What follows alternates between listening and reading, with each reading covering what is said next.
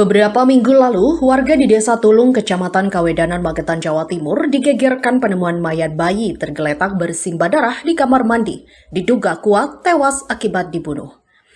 Seminggu pasca peristiwa tersebut, Satreskrim Polres Magetan, Jawa Timur menetapkan ibu kandung bayi berinisial L berumur 22 tahun sebagai tersangka tunggal pembunuhan bayi.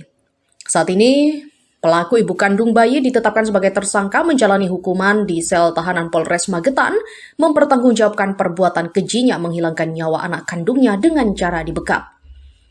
Dikatakan AKP Joko Santoso, Kasat Reskrim Polres Magetan, pembunuhan bayi anak kandung di dalam kamar mandi karena pelaku ibu kandung merasa malu melahirkan anak hasil hubungan gelap. AKP Joko Santoso menambahkan, dari tangan pelaku petugas mengamankan barang bukti selimut yang digunakan untuk membungkus korban usai dibunuh dengan cara dibekap menggunakan tangan. Akibat perbuatannya, pelaku dijerat pasal 80 ayat 3 dan 4 dengan ancaman hukuman 15 tahun penjara. Petugas menghimbau perilaku ibu kandung pembunuh bayi menjadi pembelajaran, berhati-hati melakukan hubungan gelap menghilangkan nyawa orang lain. Otopsi ini kematian disebabkan karena benda tumpul. Jadi dipukul gitu Pak? Ya, jadi hasil rekonstruksi juga kemarin ini, begitu bayi lahir kemudian dipegang sama tangan kanan kirinya, kakinya diangkat, ditutup sekap ini hingga lemas, kemudian meninggal. Itu aja rekan. Benda tumpul maksudnya sama atau Kalau dipukul itu?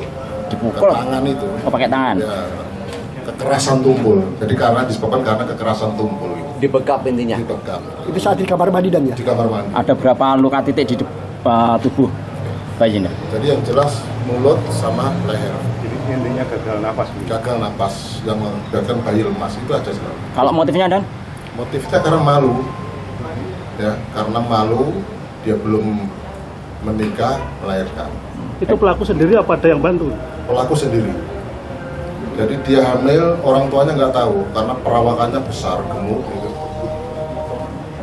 Mungkin nggak ada terlibat yang lain Pak ya? Nggak ada. Tunggal ya? Nggak ada.